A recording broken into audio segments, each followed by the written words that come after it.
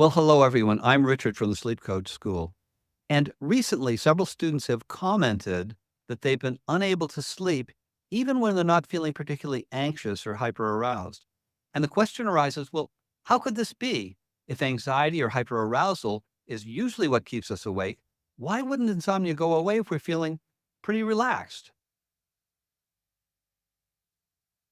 Okay, well, welcome to a new series here at the Sleep Coach School called From Within.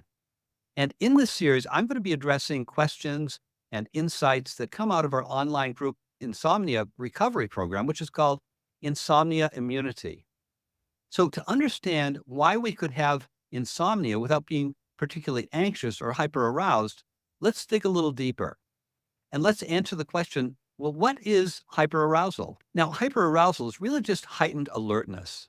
It's usually associated with fear or anxiety, and it's the main driver of insomnia. Now, you'd think that if you're not feeling hyperaroused or anxious, that you should be able to sleep, right? But this isn't always the case. And let's look into why this might be. Imagine humans 10,000 years ago when there were real threats out there, like grizzly bears. If you're asleep and a grizzly bear is growling outside your cave, your survival depends on waking up and dealing with it. We're vulnerable when we're asleep because we can't defend ourselves. So if we were to sleep through the night, no matter what the threat, we probably wouldn't have survived as a species. So now let's look at what has to happen when there's a real threat, like a bear. The first thing that has to happen is that we need to wake up and quickly become fully alert. The second thing that needs to happen is that we need to start thinking and problem solving so we can decide on the best course of action to deal with this threat. Whether we fight or flee, we need to decide what to do. This is the mental element. And third, we need to be motivated to take action. We need to experience strong emotions, and in this case, it's usually fear, to motivate us to take the action we decide on.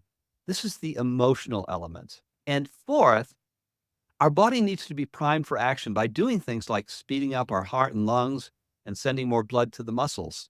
And there are other things that often go along with this, like sweating, lightheadedness, tingly feelings, and tight muscles. And all this is the physical element. Though we talk about hyperarousal being one thing, it's really a series of things.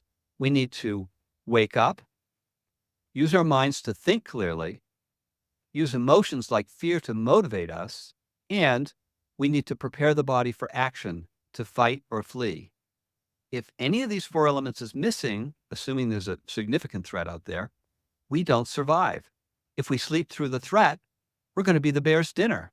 If we're awake but we don't think, we won't know what to do. If we think but we're not motivated, we won't take action.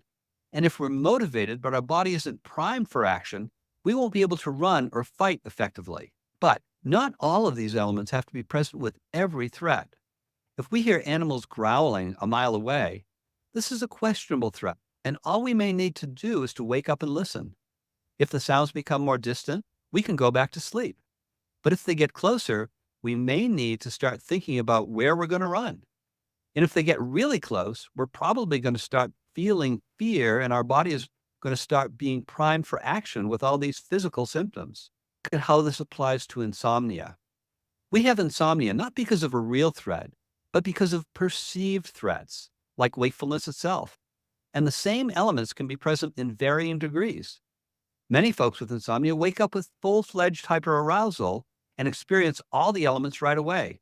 They're awake, they're overthinking, they're anxious, and they have bodily symptoms like pounding heart and heavy breathing.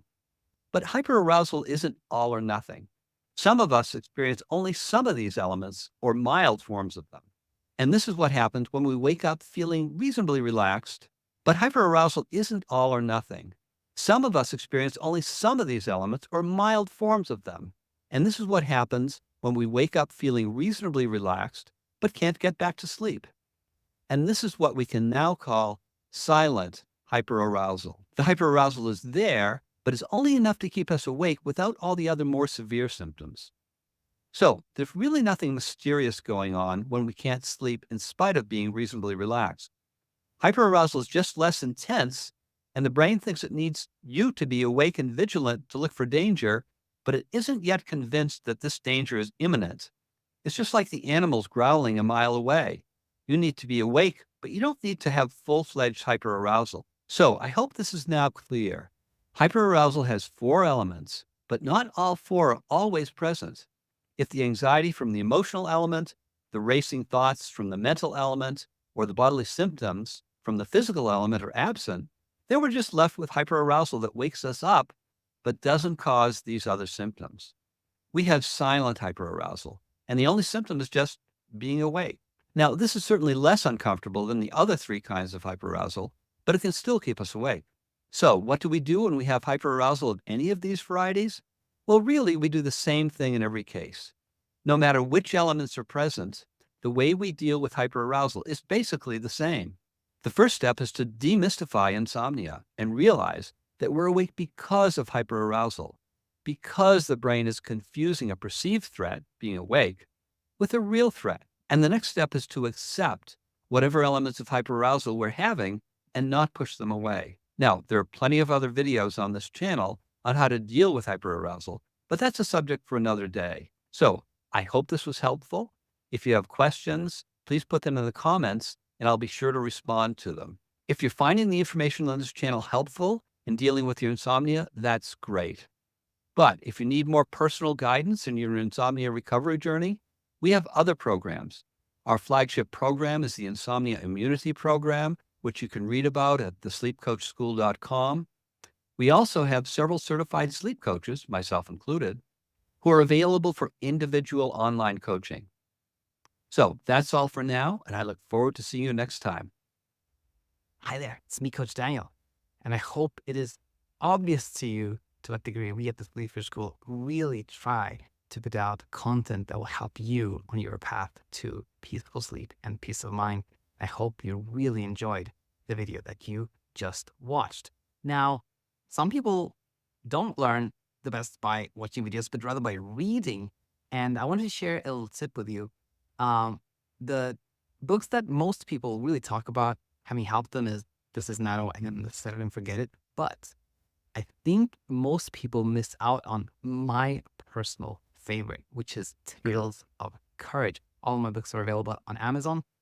But Tales of Courage is special because in Tales of Courage, we've taken 26 success stories from the channel and we've taken sort of the most powerful language, the most inspirational and educational parts of those interviews and put them in a book. And I think it is really, really so strong, so powerful when you read those words from other people who left the struggle. And that's my little tip to you. Tales of Courage, I think, is a great book, and it's available on Amazon, of course. So if that's appealing to you, you can head over there and get a copy. But more than anything else, I just want to say thank you for being here. Thanks for supporting the channel, and can't wait to see you again. Bye for now.